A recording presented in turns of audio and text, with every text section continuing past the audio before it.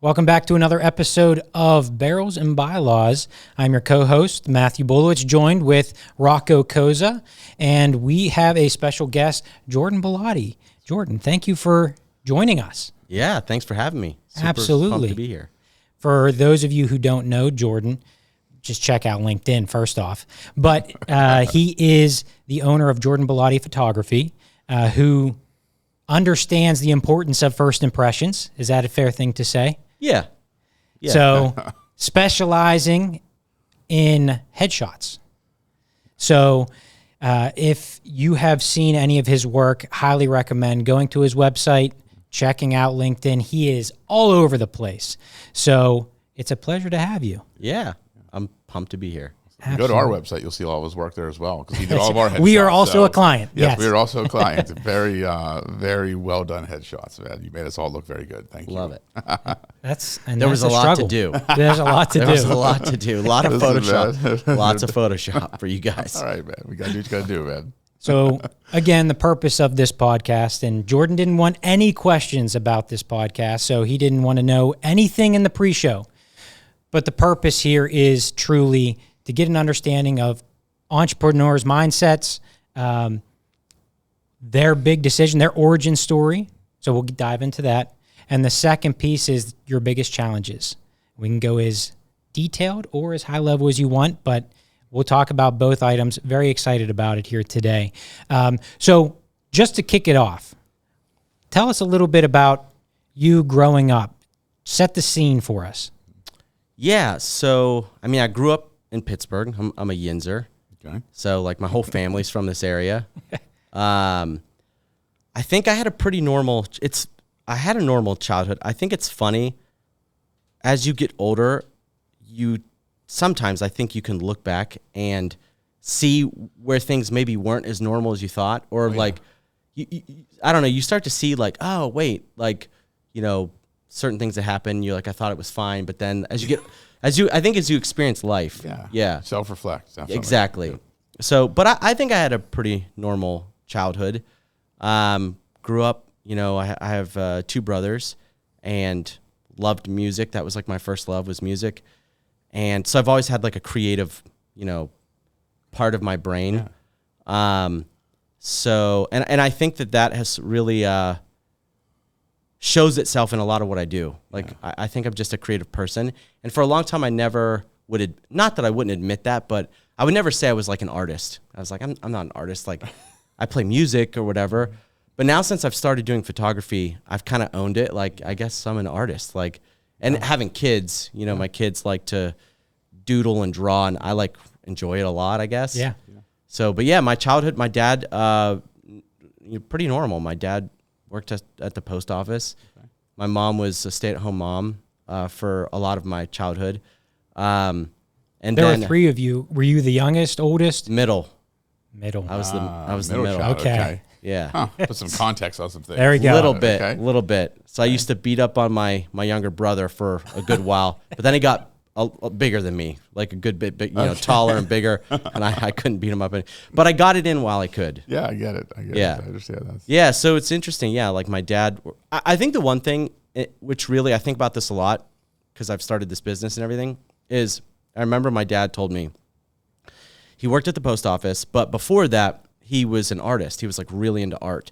And he really wanted to be like a professional artist, and back then, this is like, the 80s and stuff.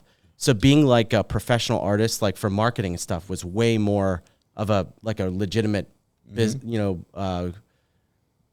like more of a legitimate like option for a career. Sure. So he really wanted to do that, and he actually went to art school. But then, life takes over. He meets my mom, starts having kids, and has to like provide. Sure. So he ended up dropping that, and just like, he worked at a cabinet shop, and then he got the job at the post office for like the security. And for some reason, that story always stuck with me. Like, why do you think that is?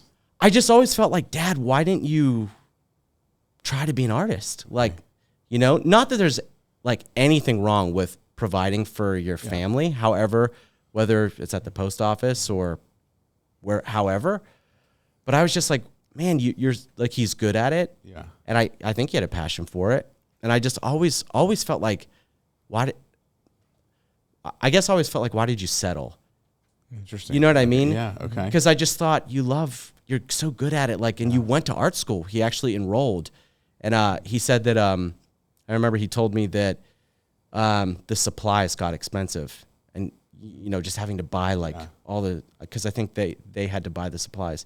So I ended up like dropping out. And I was like, you were so close. Like, why didn't you keep trying? So for some reason, and again, I'm not knocking people that do whatever they can to provide for their family. So I don't think my dad made a wrong choice. But for some reason, it stuck with me. And I just always thought to myself, I don't want to do that. Yeah. Like, I want to do something cool, like unique, whatever. That's the only descriptor I could really come up with is like, I want to do something unique and cool. It's so interesting because all the interviews that we've had so far, it's some different wiring. So where your dad saw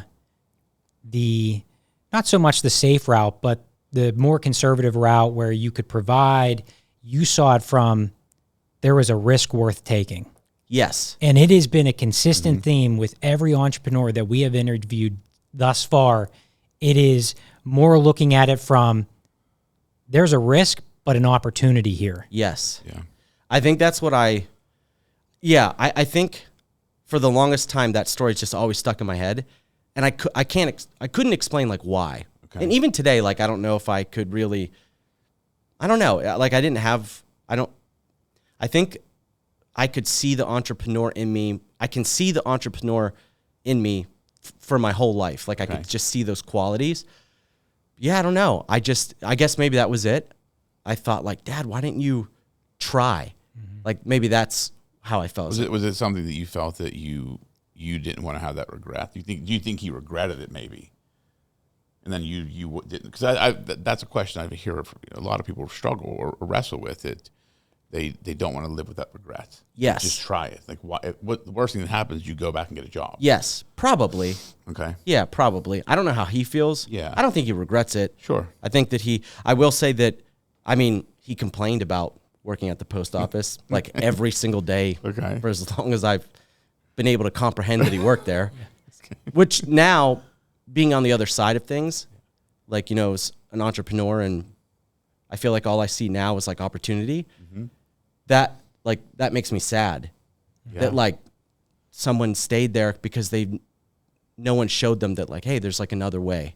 Yeah. Like, you don't have to just stay at this job that you hate. Like, you can. It's hard, but like there's opportunity elsewhere. Yeah, I believe it's all in what you choose to see, right? You can either choose to see the opportunity or see the challenge in front of you. It's truly how it boils down to your perspective. Yeah. And if you have the perspective of opportunity, then you typically will find the opportunity. But if you look at the challenges, you're always going to see challenges. And I think that's I've known a lot of people like that just, you see it right in front of them, and it's just here it is. But they're not looking at it. You got to be. I think people have to get to that point in life where they have to be ready to see it. Yeah. They're maybe not ready yet, or their perspective isn't switched yet. But there's a moment when, at least in most entrepreneurs that I know, where that a switch goes off and they start seeing it. They just look at things completely differently, and that's when everything seems to shift, that I've seen. I think for me, just to go along with that, what I hear a lot from people who maybe want to start a business or whatever, is they'll think they have to have everything in place.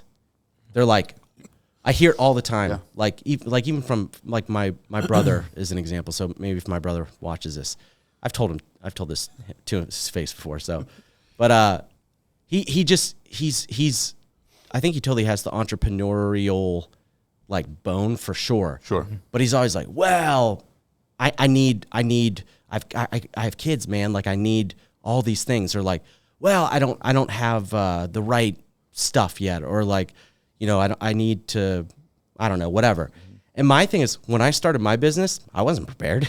Yeah. No one is. I'm still making mistakes and tweaking my process to this day. Yeah. Like, I was in no way prepared. I think the first couple of sessions I had in my studio, I took payment with PayPal, like on my phone. Because I didn't have like anything set up. And that is, I tell anyone that's like interested or whatever, I'm like, do not think that you have to have everything planned out. Like you have to have the thing, like whatever you're like going for, of course, like if you want to sell something or a service, like have that figured out. Yeah. But as far as like all the process and the details, like you kind of just have to start doing it. Yeah. It's just start. You're exactly right. It's just take the first step and you start to see the path once you do. But most people are afraid to take the first step. That's what prevents a lot of people from that would be phenomenal entrepreneurs, phenomenal business owners from doing it because they're afraid of that first step. Yes. Because that's the scariest step.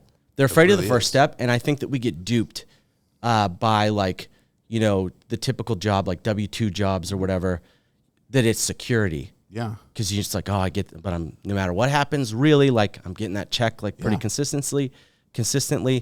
When I think in actuality, having like a W-2 job is way more risky than being an entrepreneur. Because that W-2 job, they can fire you whenever for whatever reason, pretty much. Yeah. And that's just it.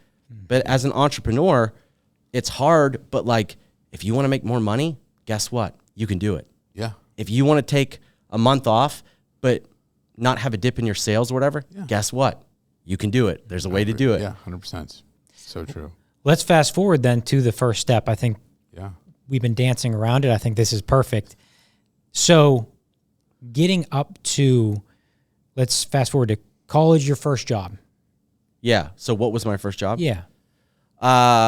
Very first job was I was a bagger at a grocery store. Been there, done in South Carolina because I lived there for a short little while.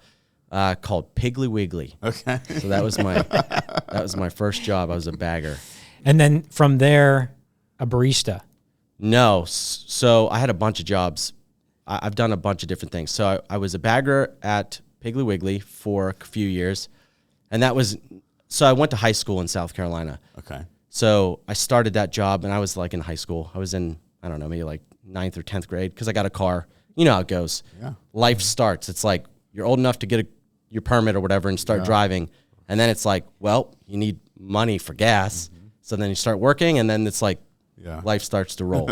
But I was a bagger at Piggly Wiggly.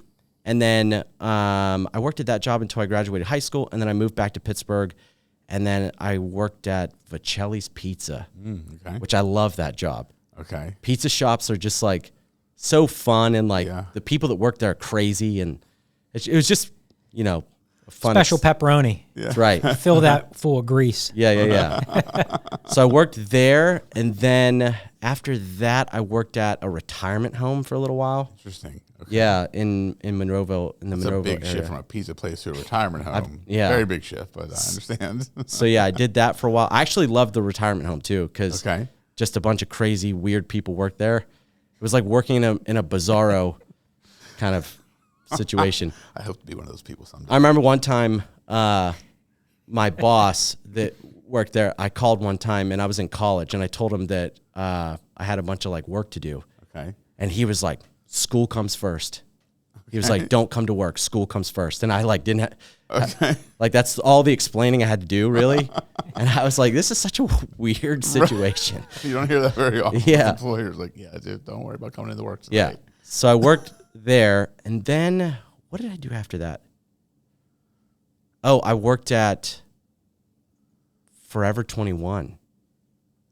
Interesting. Clothing store place in the South Side because that was right when I moved out of my mom's house. Okay. And so I worked at Forever 21, and I worked at the Exchange in the South Side. Record store, right? Yeah. Okay.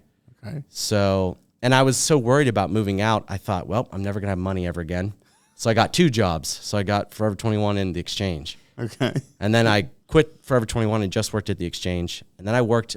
So my first kind of like entrance into like an entrepreneurial sort of like style job is after the Exchange, I worked at this hot dog shop called Franctuary.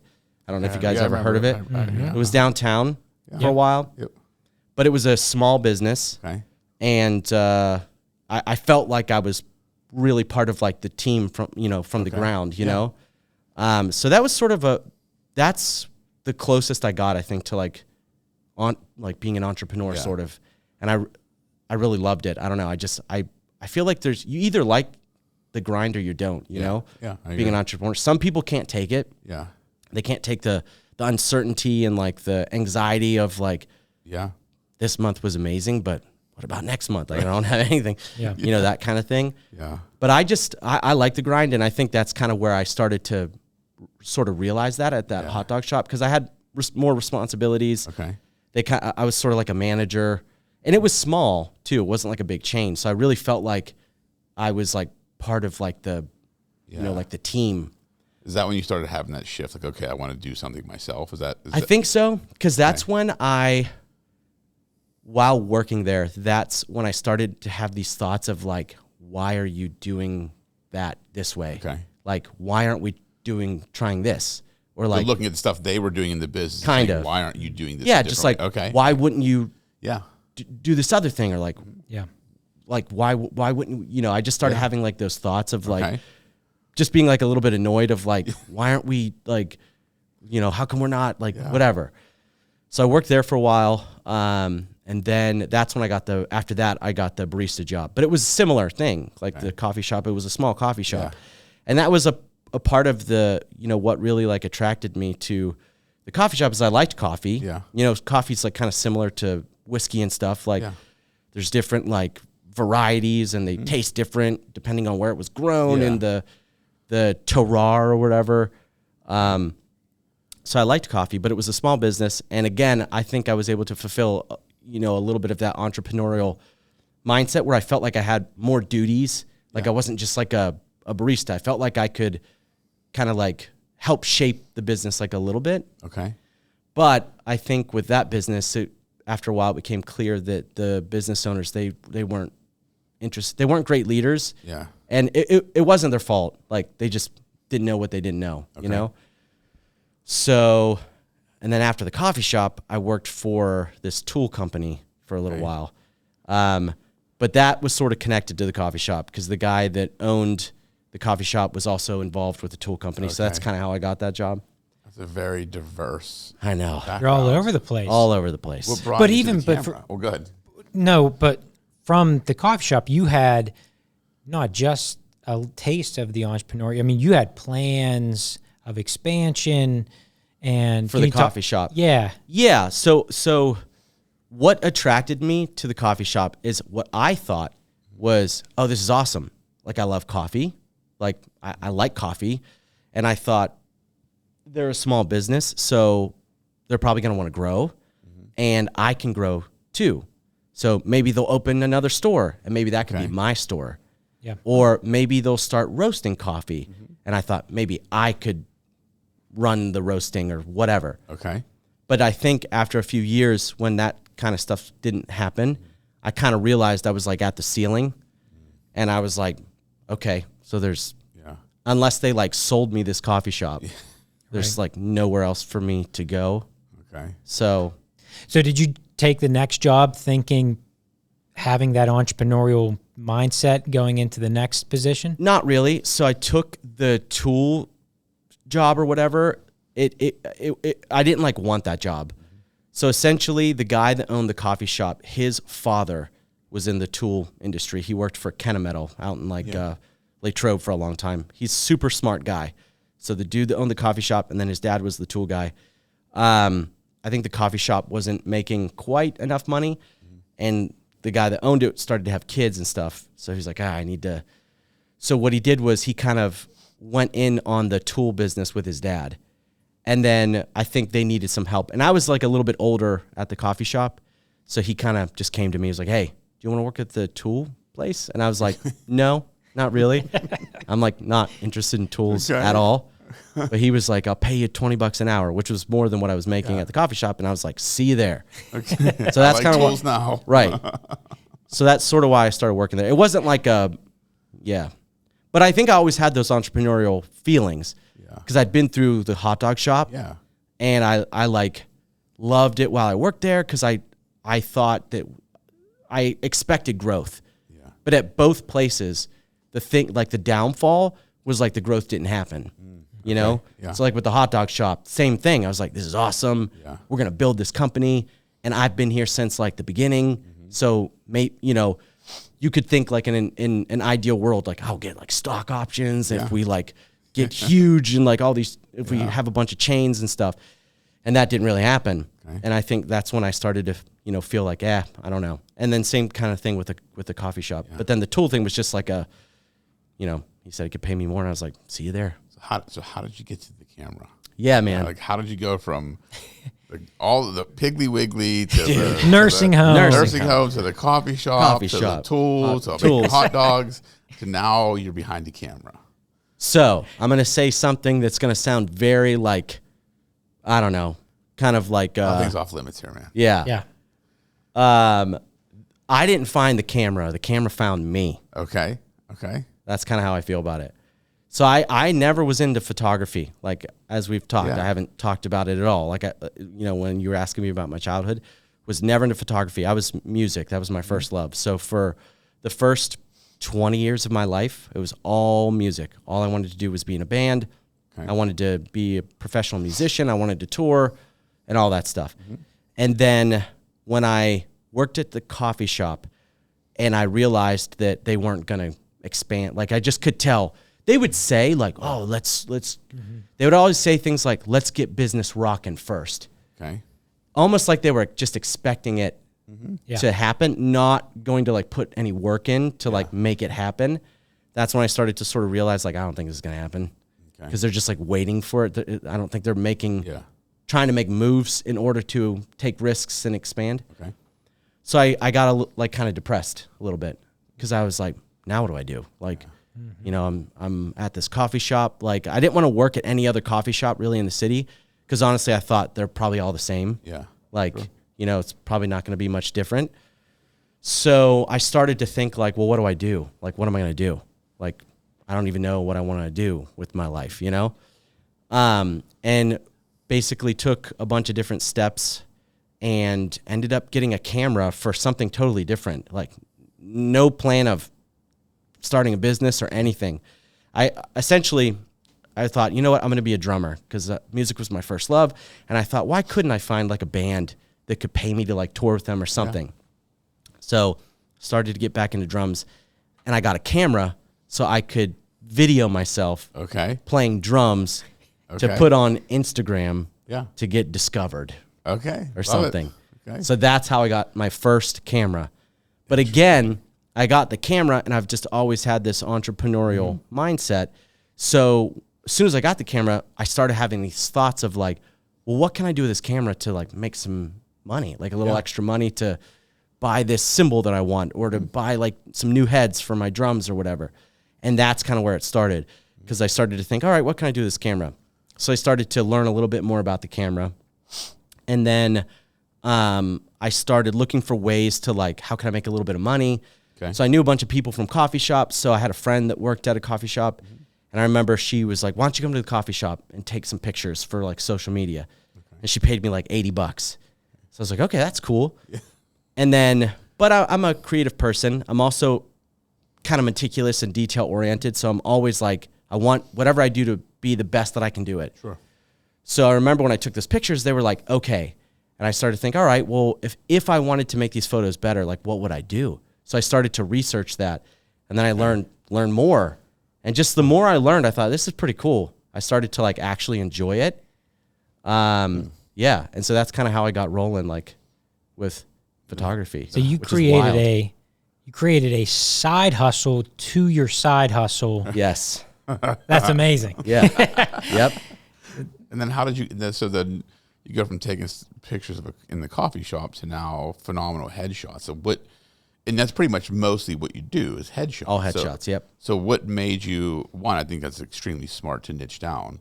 Two, what did like a light bulb moment go off? Like, how did you know headshots? How did you know that was going to be your thing? Yeah, so I didn't really. So I think it found me, kind of.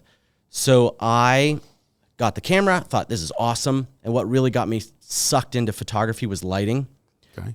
It's just amazing. It's like magic. Like the way you light stuff. I mean, the stuff we got here, right? Yeah. It's super cool. Like even if you think about cinematography, like, you can light a space depending on the mood, just the lighting in the exact same space can change the mood of it, right? Like you could, in this room, we could light it to look like a horror. Yeah. Like dark and moody and deep shadows, or you could light it like a comedy, like really bright. Yeah. And I just thought that was like awesome. It was just really like cool. So I was doing like research because I was learning about the camera. And I'm one of those people, when I really like something, I just go crazy. So I was on YouTube all the time, just like devouring information about photography. And along the way of devouring information about photography, I kind of ran into some of the different niches of photography, like wedding photography or product photography or like headshots. So I was able to kind of like, oh, this is like pick out what I liked more than maybe the others. And in the beginning, I really liked product photography. And I just thought it was something that I could do easily because, you know, you don't really need a big space to do product photography. You can kind of do it in a small room and stuff. And it's really fun. Product photography is super fun. Okay. But then, so I found that. And then I found my mentor for headshots. Okay. So I was devouring information and I found this guy, Peter Hurley, like a YouTube video about something like headshots or something. So I was, okay, all right. So I clicked on it and I was like, who is this guy? Like, and what are all these lights? And like, you know, cause I thought headshots were boring. I was initially not interested in headshots at all. Yeah. Cause same with like weddings. I've never been interested in weddings, but I felt like, yeah, headshots, you just put someone up against a solid background, take their photo. Like that doesn't sound fun. Like a passport photo. Yes, exactly. Like a mugshot. Exactly. I went a little less darker than that, but the lighting. But when I found the mentor guy, I was like, whoa, this is awesome. I was blown away by how much more involved it was. I thought it was way simpler. I was blown away by the quality of his work. Yeah. I was like, wow, these are like badass. Like I didn't know headshots could be like badass. These are awesome. And he's just he's like a, you know, he has a good personality. He's like a character. So he's like fun to watch, fun to be around. Yeah. So that's what sort of gave me the taste of headshot photography. So in the very beginning, it was like I actually didn't know for a while if I wanted to do product or headshots. Okay. But I think what really drugged me to headshots is my mentor guy, Peter, he has a community for headshot photographers. It's like an online community called Headshot Crew. And as I started to learn about Peter and how he does headshots and all that stuff, I found Headshot Crew. So I started to like dip my toes a bit in Headshot Crew. Like I joined for like a little bit and then I would cancel my subscription because back then I didn't have a business. So I couldn't like experience like the full value of the platform because I like didn't have a business. It's not like they do a lot of critiques and stuff, and I didn't have people I was taking headshots of all the time to get critiques or whatever. Okay. When you found Peter, had you already started up this business? Were you doing this full time? Nope. It was way before. It was very early on. I didn't have a business. I was still working at the tool place. Okay. I didn't have a studio. I was from the time I got a camera and like basically went full time with my business, I think it was like 2 years. Mm-hmm.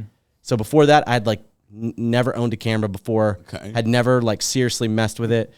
And then like 2 years later, I went full time with headshots. So, but I think what was the tipping point? I lost my job.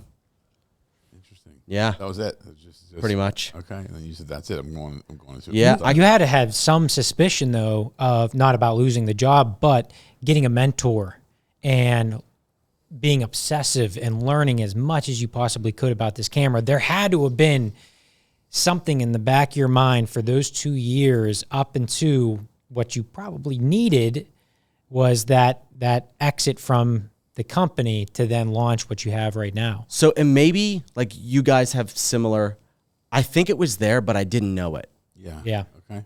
Because when I look back, I'm like, why was I like spending so much time learning about photography? And like I paid for like some subscriptions, you know, to learn. Like I remember I paid for like a Photoshop subscription, like not for the program itself, but I found this guy who like teaches Photoshop techniques, like more specifically for like photography and stuff. So, and he has like a platform, like a paid whatever. And I like paid for that. And I was like, I was buying all these like heavy duty light stands, like these thick, like metal light stands. And I didn't have a studio. I didn't have a business. And at the time I just was having fun. Yeah. Like that's all I can really say about that is I was just having fun. Now, were you married at the time? Yes. So. Oh, my wife hated me. I was going to say, she hated me. What did your spouse have to say when you started, new lights come in, all of these classes, the mentor? Was any questions come up of, what are you doing? I think it happened so fast because it's not like I had the camera for a long time. Yeah. And I was like, maybe I want to try to do this professionally. Yeah. It just happened so fast. So I don't know if I don't know. I don't know really what she thought. I know she hated me having all this gear in our little apartment. And I had like these big metal like light stands. And she would make me stuff them into the closet. And I would try to pack them into a corner. And she would always say, what's that? I'd be like, oh, well, it's in the corner. Like I broke it down or whatever. And she would say, yeah, but I can see it. It ties the room together. Yeah. Exactly. Yeah. So she want me to stuff it away. So I don't know what she thought. Yeah. But I think that, I don't know. I was just having fun buying stuff. Well, when you lost the job and then you had obviously built up what was inevitable. Yes. Looking back, I'm like, wow, I can see the steps. I don't know. Then in the moment, what happened? What were you thinking? What was your wife thinking? So no kids yet at this point, correct? No kids, yeah. No kids. So I kind of knew I was going to lose my job. I kind of had an inkling. So I was sort of preparing a little bit. Like I wanted to try the headshot thing. But I hadn't lost my job yet. And I remember telling my wife that I said, look, I'd like to try the headshots. And I said, but if we're going to try the headshots, I have to get a studio. I was like, I don't want people coming to our shitty, like 1-bedroom apartment, So I said, if we're going to try it, I want to get like a studio. And it's funny because she is an anxious person, but she was like so, supportive in me trying it, which I was a little bit surprised about because usually she's the one that's like, whoa. Yeah. Like, what's your plan? Like, how are we going to pay for this? Like, all that stuff. But she was like really supportive. So I got like a little studio, super small. It was like 150 square feet. Oh, wow. And I got the studio actually before I lost my job. So I was planning. This has been building up. Yeah. Yeah. I got this. But what's so funny is back then that I wasn't like, I didn't have like a plan on paper. No. Yeah, like I wanted to try the headshots. So it got to a certain point where I think, maybe I could see what I was doing, like the plan, like how I was planning or whatever. Like by the time I got the studio and stuff, because I wanted to try it. Yeah. So I got the studio, and I remember a friend of mine, she like does websites and stuff, so she made me a website, and she did it for like a good deal or whatever, and people could like book sessions, like it had a calendar, so right from the website. And I was like, whoa, okay. So you're legit now. Yeah, it's like, all right, so okay. And I think I got the website first, and then I told my wife, I said, we should get a studio because like I have this website, people can book sessions. I don't want them coming here. Like I should get a studio. So we got the studio, and that's when I started like taking steps, but I still had my job.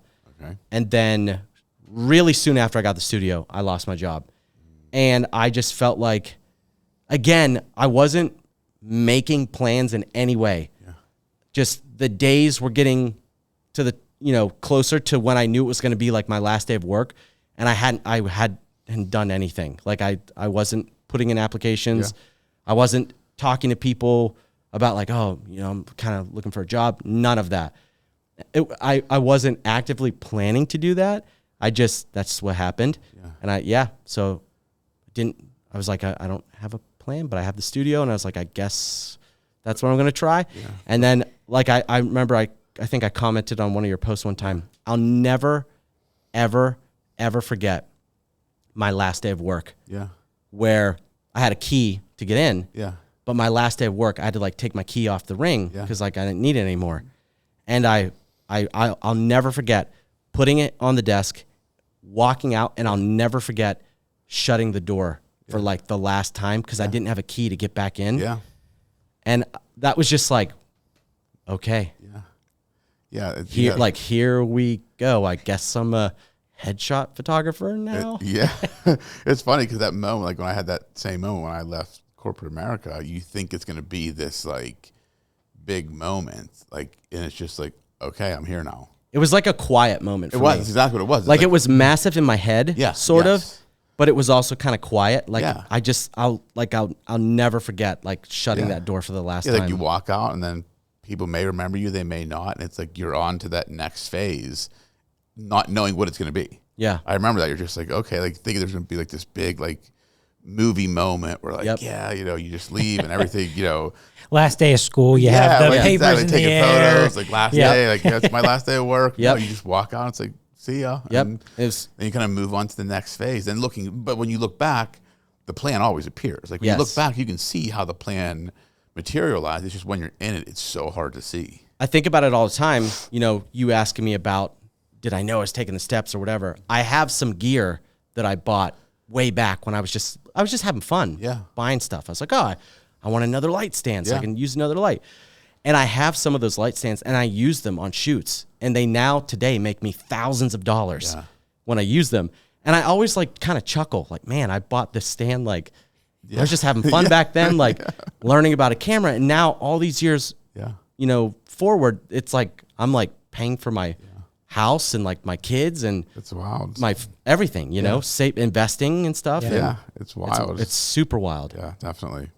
So what was that first year like? So you shut the door on the prior job, you open the door into what you've organically have planted and watered for years at this point, whether you knew it or not. What was that first year like? Hard. So I think I had probably an easier first year than a lot of business owners. So the Lord blessed me. I don't know, like I've never had to pay rent at my studio out of my own pocket, like out of like we had a bunch of savings. And I think that's maybe why my wife wasn't super nervous. Cause I'm the spender. She's the saver. Yeah. So we have like a good bit we've always had like a nice pad of savings. Yeah. So when I kind of was saying, I want to do this headshot thing, we had like a good bit of money saved. Okay. But yeah, like I've never had to pay rent out of my end of the savings ever. That's huge. So, but it was still hard. Yeah. It was still hard. Like, just lots of learning.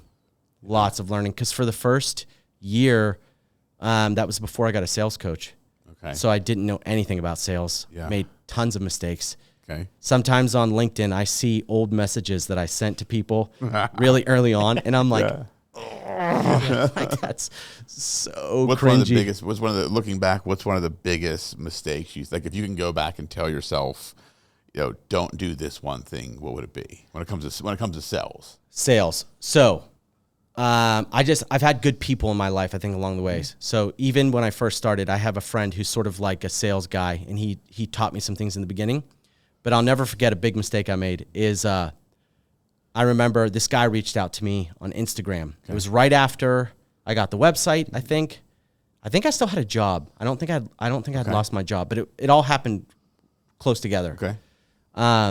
So I had the website. This guy reached out to me on Instagram, and he was the first person that reached out to me asking about photos or headshots that I didn't know. Okay. Wasn't like a friend of a friend. It wasn't like my friend from church, like his, like, I don't know, whatever. Yeah. So, and I thought back then I was a badass. I thought I got this slick website. Yeah. You can book straight from the website, and it has a calendar on there, and it's like up to date with my calendar. I was like, I got this studio. Yep. I was like, I've only been doing this for like a year, but my photos are fucking awesome. I was like, I'm the best. Okay. So when he reached out to me on Instagram, I did everything wrong. Everything wrong. Okay. So he reached out to me asking questions. Okay. And basically all I said was, like, thanks for reaching out. And I said, everything's on the website. You can just go there and whatever. Yep. And I remember like a week later telling my friend who kind of helped me out in the beginning, telling him that story. And he was like, oh, okay. And he said, did he book? And I said, no.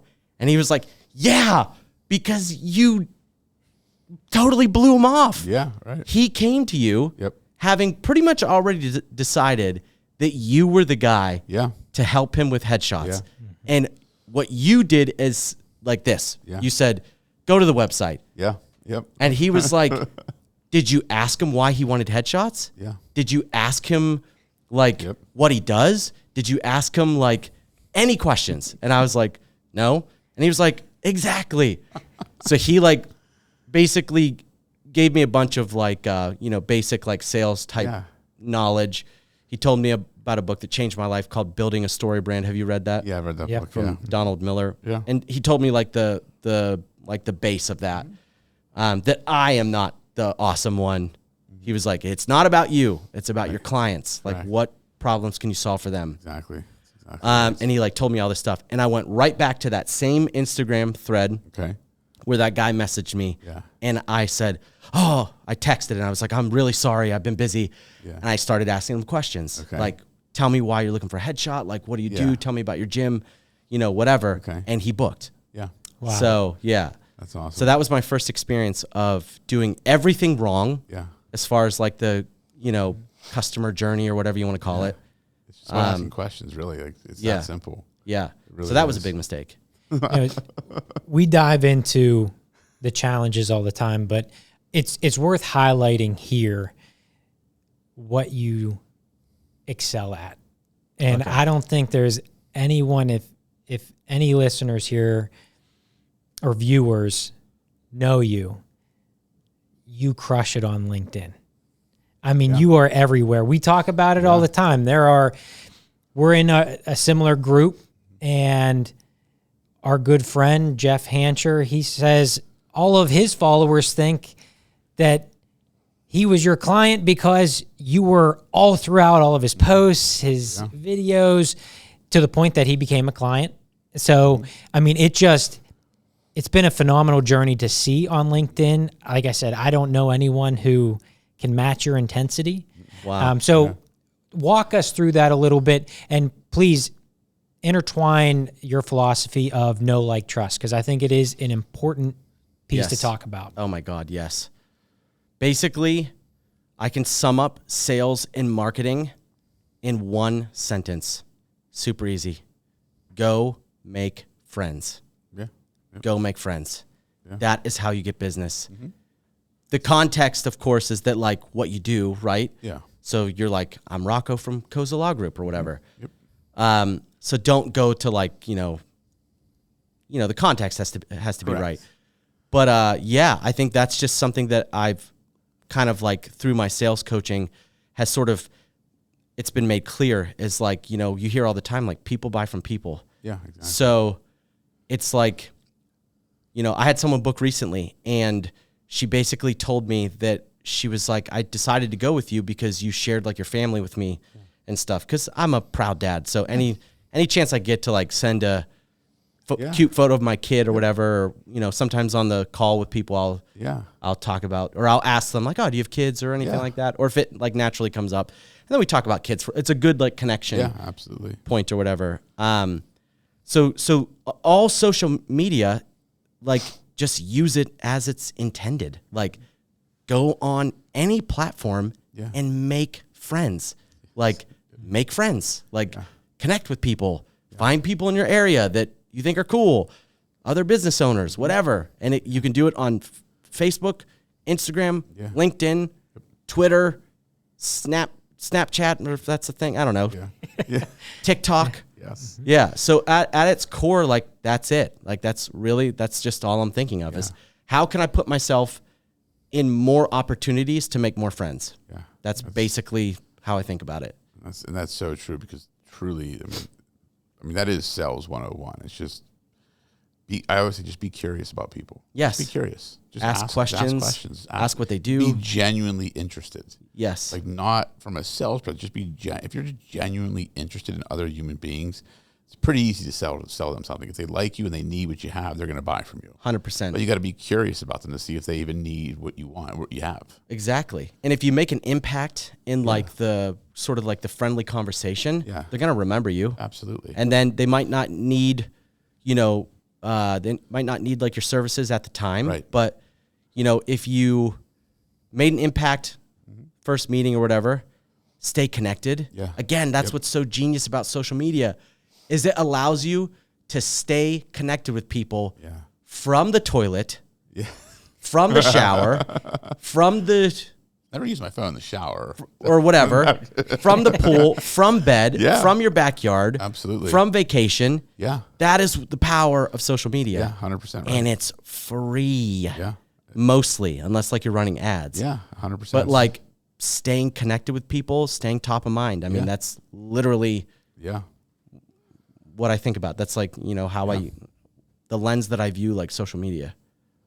Why do you think that falls on deaf ears for a lot of people though? Because although it's sales 101, that is not something that is natural for a lot of people. A lot of people think I have this thing or this product and I do it the best, so people will just come to me. Why do people think that I don't know. They shouldn't just go and put in the work to go meet people? I think some of it is people don't like doing that stuff. Yeah. There's a lot of, even before I started like really diving into like networking and stuff, I did not want to do that. Like before I got a sales coach, I was like, I don't want to do that stuff. I was like, I don't want to like have to close the call and stuff and like go to networking events. Cause I've never had like a corporate job. Yeah.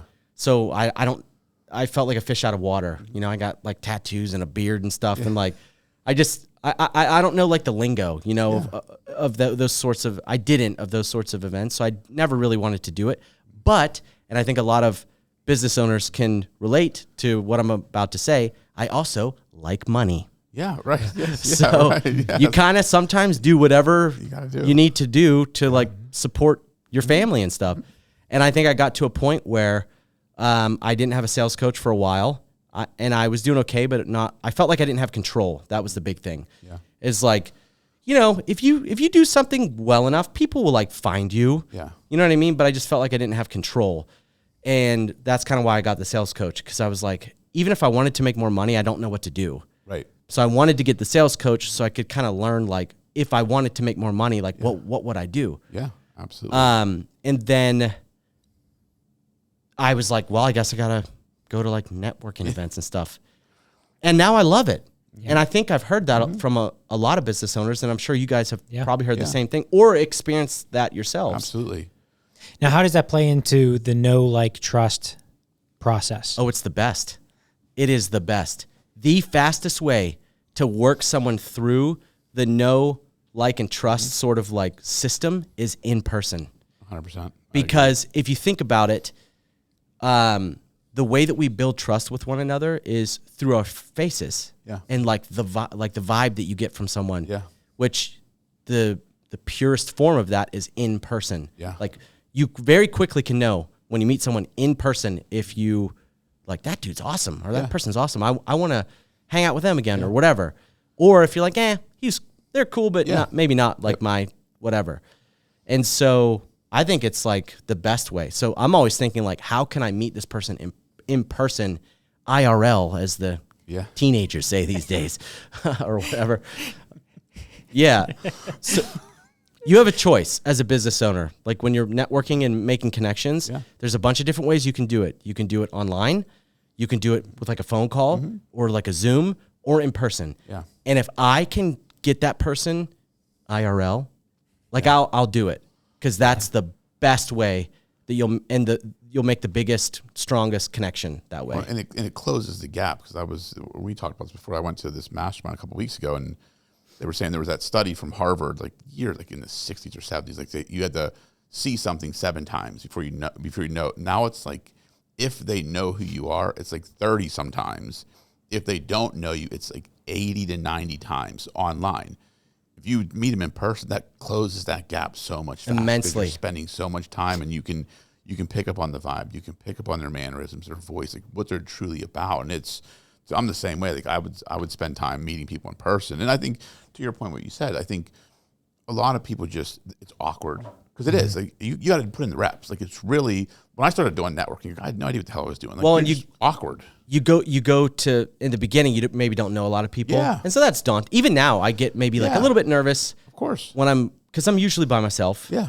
And it's like a little nerve wracking or whatever, but I've been to enough networking events now that it's like kind of fun. I go to one and usually as soon as I walk in, it's like, hey, like, you see people that you know. Yeah, exactly. And it's like kind of a fun thing now. Yeah, it's definitely a challenge for a lot of business owners have and what you said too, like people think they have a solution, but they're not even willing to understand if the person has the problem. Yes. Like it's like, I have this thing, it's great, you're going to buy it from me. Like, well, do you even have the problem I solve? And to me, that's just being curious. Yes. Right? If you're curious about someone, they may not have the problem you think you can solve. Yes. But may have 10 other ones that you also know how to solve. Yes. But if you go, because I've watched like coaches and consultants and just other lawyers have like packages like, hey, I think you need this because you're a business owner and you have this, and I'm telling you what you need. And we talked about this in one of our boardroom breakfasts here.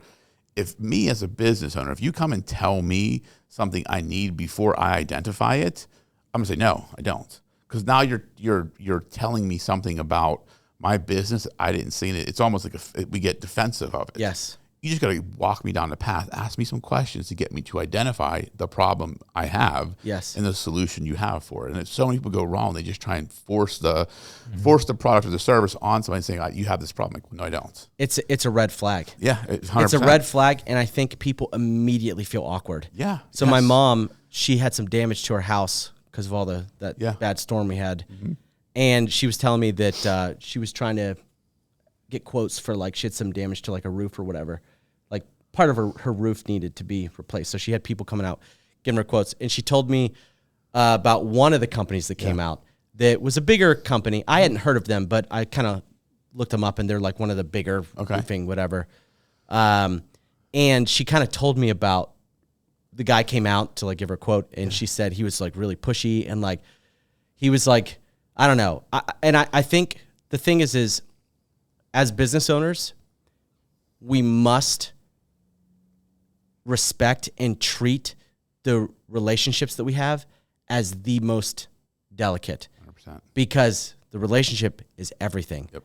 And so in the example of my mom, I think this guy, what it sounded like was just too like pushy, not asking enough questions.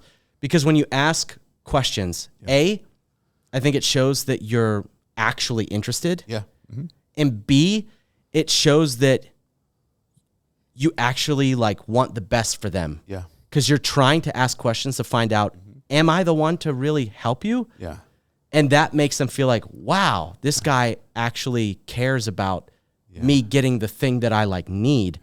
So in turn, like they feel more comfortable and they're way more willing, or they're way more willing to buy from you. Yeah. So it breaks down those barriers too, because I think because when people are dealing with someone in sales, you automatically have this like they're trying to sell me something. But if you just ask questions, I can't tell you how many times, and you probably do the same thing. I'm on the phone with a potential new client. I'm talking them out of stuff. Yep. Like, you don't need that. Yes. Like, but because I'm asking questions. Like I know other lawyers or other service providers that a client calls, say, "Hey, I want to do this. Okay, here's what's going to cost." And you do it. I'm like, you don't need that. Like I'll ask questions. Like, no, don't waste your money. You may need this, but those 3 other things, you're not ready for that yet. And like people get shocked when they're like, wait, I'm like, yeah, because you don't.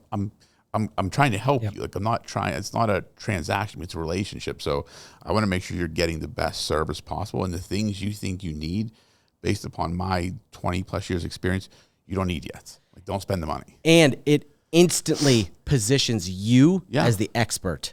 Yeah. Because you are asking questions, maybe even some things they haven't thought about, to try to expertly diagnose what actually do you need. Exactly.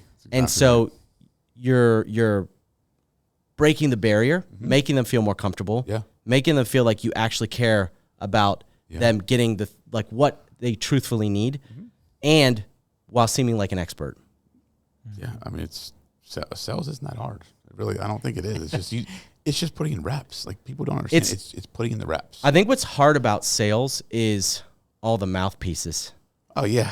There are because you'll get if you ask 10 different salespeople, hey, how should I do the phone call or whatever?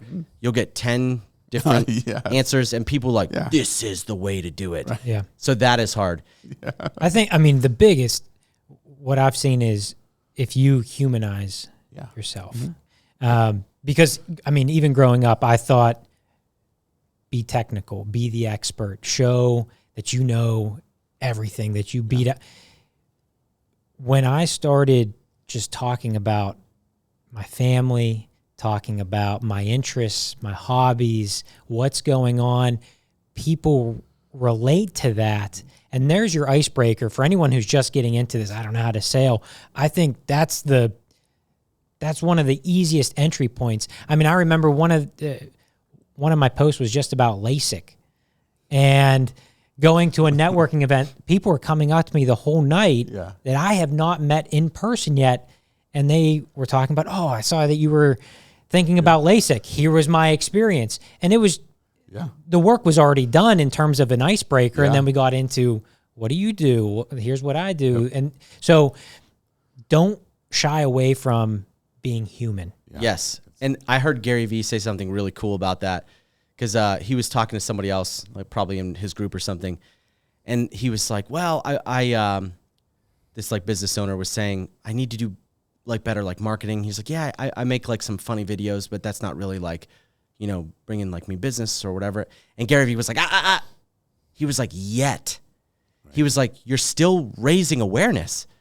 And I thought, I'd never thought of it that way. Yeah. So your LASIK post is a prime example of that. Yeah. It has nothing to do with law, really. I don't remember everything in the post, but I don't think it really had much to do with like what you guys do. Yeah. But it was still good for the business and you, because it raised awareness about you, and you had people come up to you that you didn't know. Yep.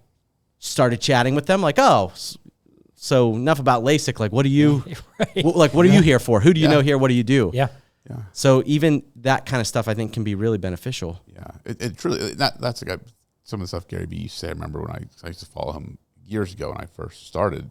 He always said, just everybody gets too caught up in making the perfect post. Just document what you're doing.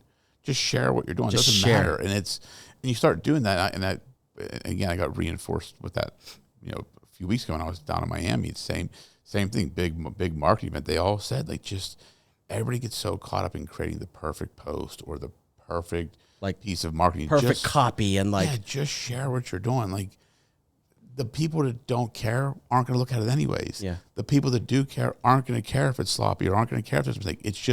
It's raising the awareness. It's just putting stuff out there and sharing who you are and what you're about. And I think, to me, that's the simplest piece of advice, because it's not complicated. It's just, to your point you said earlier in the show, it's just hard. Because it's not difficult. It's just hard because it takes effort and consistent effort. And it's just when it feels uncomfortable. Yeah, sometimes. But once you build the habits and just create like a process and consistency, then it just becomes automatic. Because at first it's like really hard. Like you're doing all this shit and you're like, I got all these things to do, juggle all these balls as a business owner and trying to figure out everything. But then you just start building the habits. Okay, this is here. You put a new habit on top. Then it gets easier. But it's just, I think people get so caught up because they don't want to. It's the hardness of it, not the difficulty, the hardness, like just the effort it takes. People don't like feeling uncomfortable. Yeah, that's what it is. And I mean, me neither. Yeah, no one does. I don't like to feel uncomfortable. No, not at all. But I think I feel differently about it now. Yeah. Because I've already taken that step of starting my business that was uncomfortable. Yeah. And I've seen the growth and I've seen the benefits of kind of like working through the fear, something I've talked about a lot. And, but I think if you've never taken the step like that, like some people in my family and stuff, they're like, it's like too uncomfortable. They're like, nah, it's just like, I have friends like that. I could do it. When you talk about working through the fear, when did your firstborn come? How far into the business? So I had like just started it, like in the first year, I think basically I don't remember exactly. He was born in 2022. So we knew about it in like 2021 sometime. And I think I lost my job, and I still have the text on my phone actually of when my boss was like, basically, it was over kind of thing. I saved it. Yeah, I get it. And I look back at it and just chuckle now sometimes. But it was early. It was early. Now, were you fully booked? No. Yeah. So No. This is perfect tie-in from the very beginning of the conversation because when your father was faced with the very similar situation, of like which way do you go? The path to go, you were faced with that same decision. So how did you continue down your path? I don't know. I don't know. I don't know. When we found out that my wife was pregnant, I knew we had some time. Yeah. And I think the thing that probably why my answers a lot are I don't know is because we've always had that savings. Yeah. Like a good pad of savings. So I just always knew like, well, if anything happens, like we have that savings, like we could live for, a little while on that until I figured the next thing out or whatever. I guess I've always trusted my ability to figure it out. Yeah. Well, it's interesting. Regardless of the savings, I think there is, from an entrepreneurial perspective, you will find excuses to take the risk. Yes. And someone who's more conservative, right or wrong, you'll find excuses to not take the risk. Yes. Yeah. 100%. Yeah, I agree with that. Definitely. So whether or not there was a huge savings, little savings, you were always going to find that reason of, here's why we can do it. I think, I don't even think it was that for me, to be honest. I think I just kind of let it happen. I was like, well, let's just see. I didn't stop it. Like, you're just kind of there. And so I just thought, in it. Yeah. So we found out she was pregnant, and I just thought, okay. I was like, well, here we go. Just started this business. And I was like a lot more like, probably more fear around that time, like, a little more like anxiety because I was like, oh man, I got to figure this out now, like for real. Oh yeah. So yeah, I think that, I don't know. I just didn't have another plan. So I was like, I guess I'll just see what happens. That fear can be crippling. It can be. Yes. Oh, for sure. Definitely. And I definitely was like, like it was scary. We had the savings, but I was just definitely like, I don't know how this is going to work out. Yeah. But I don't know. I guess just sort of like trusted. I think having the mentorship group was huge. Yeah. Because it was all headshot photographers. Yeah. And I saw the successes that they were having. Yeah. So I guess in the back of my head, I just always thought, okay, like if they're like making X amount of money, like I'm sure I could do it too. Yeah. So that was like part of it. I think if I didn't have the mentorship group, probably would have quit, or the statistics of me quitting probably would have been far greater. Yeah. But I think because I had those access to people that were, because in the mentorship group, you can join it whenever. So when I joined, I had access to all these people on the time. We were all on the same timeline, just at different points, So some people were just like me, like they had just lost their job like me, and like, I don't know what to do, right? But then I knew other people in the group, kind of befriended them or whatever, that were further down the timeline, that were like, they were where I was, like a few years prior, but now they're like rocking and rolling, with their business. And I had access to all of those people. Yeah. So, and I think it wasn't a conscious decision, but I like just didn't talk to the people who were like me, the same point as on the timeline as me, that much. I like talked to the people that were like really rocking. I was like, what are you doing? Like what, like, I don't know what to do. Like, I see you talk about LinkedIn. Like, what do you mean? Like, can you tell me more? That kind of thing. But just seeing like their successes gave me like a little bit of comfort. Yeah. So I just, the importance of mentors may be the answer. So I don't know. Yeah. But for all of the entrepreneurs that are on the fence right now, what would be your piece of advice of taking that leap? Yeah. So I honestly, I would say kind of what you said, like find a mentor, because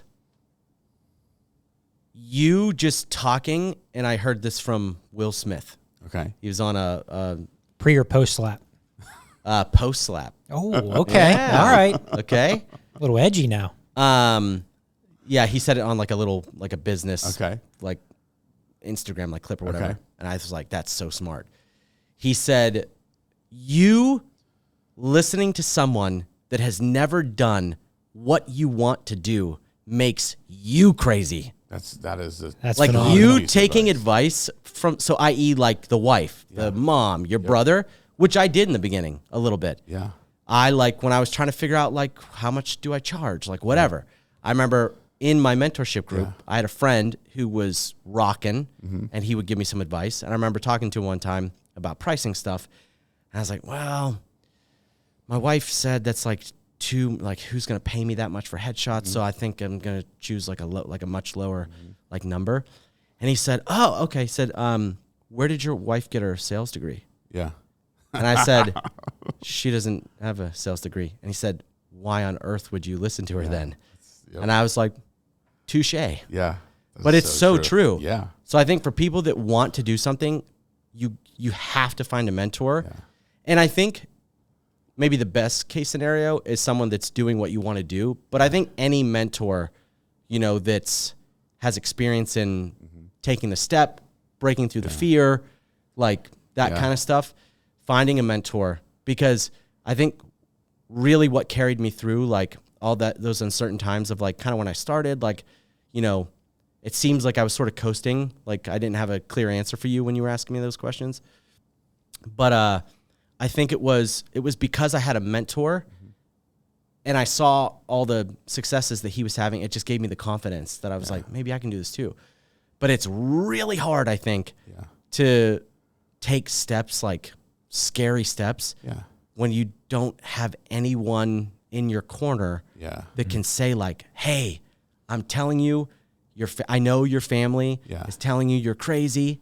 I know your wife is like skeptical, but like, let me show you my bank account. Like I'm telling you, it can work out. Like I'm telling you. And I think that is so true. I think that's critical. I think I would even wager that if you don't have a mentor, that chances are you probably won't make it. Cause I just don't think you'll have the confidence to like, you know what I mean? It's critical. Yeah. I mean, you're what you said, what Will Smith said is, I mean, truly that's gold. Cause one of the pieces of advice I got early in my career is if you wouldn't trade places with the person or they haven't done what you do, why do you listen to them? Do not listen to them. And I'm like, that's interesting. And I'll always like try and listen. Like I'll hear somebody out. You may get a nugget, but I'm like, if I wouldn't trade places with you, you're going to tell me how to do something. Why? That doesn't make any sense. Yes. And it's just, so I always just looked at who's 10 steps ahead of me. Yep. And then how do I get advice from those people? Yes. And then, and just, then you pay it forward by, paying it. I always say like, then mentor people coming up behind me, because that's how I look at it. But that is the truest, because there's so many people out there. Like I think I just did a LinkedIn post on it today. I was at dinner last week with a friend of mine. We were talking about this. He was getting advice. We were both getting advice from different people. It's like these people that are telling us this stuff never actually owned a business and employed people. Yes. So it's like, why are we sitting here at dinner like listening to this shit? It doesn't make any sense. No, because it's not that the advice is bad. Not that the people are bad people, but it's like, if you haven't walked in the shoes, like why would I listen to someone if they haven't actually had to deal with payroll, had to deal with all these things? It's just to that the way Will Smith puts it is perfect. Like it makes you the crazy one. So true. Yeah. Because when I started out first, I was listening to people all the time, like, oh, yeah, okay, like with the price stuff, and I'm like, wait a minute. None of you are lawyers. None of you know what the hell you're talking about. Like, why am I listening to any of you? Yes. That's so true. It's so true. I mean, it's like certifiably true. Because I didn't listen to any of those people about pricing. Yeah. And, I probably charge way more than what they would have suggested. And I mean, I'm pretty booked. Yeah, you charge your value. And if people see your value, they don't even like. If people see your value, they even question the price. Yes. That's what I always say. If they see your value, the price is never an issue. Yes. But if you don't show your value, people will always question your price. So how would you say? I'm flipping the script. Oh, okay. I need to sit in that seat. Okay. How would you say, like, how do you show the value? Like, because I think there's different ways to do that. I think you can show value in, like, even talking about things that aren't related to why you're having the call.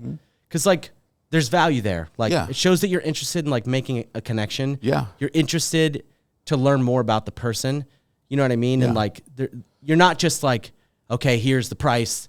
Yeah. Data driven, done deal, whatever. You know, like so I don't know. What do you think? Like, how do you show value? Like, what do you think is one? It's developing the relationship, right? They've got to trust that I have their best interest in mind, which I do, and be able to just ask the right questions and ask the questions that most people are afraid to ask. Yeah.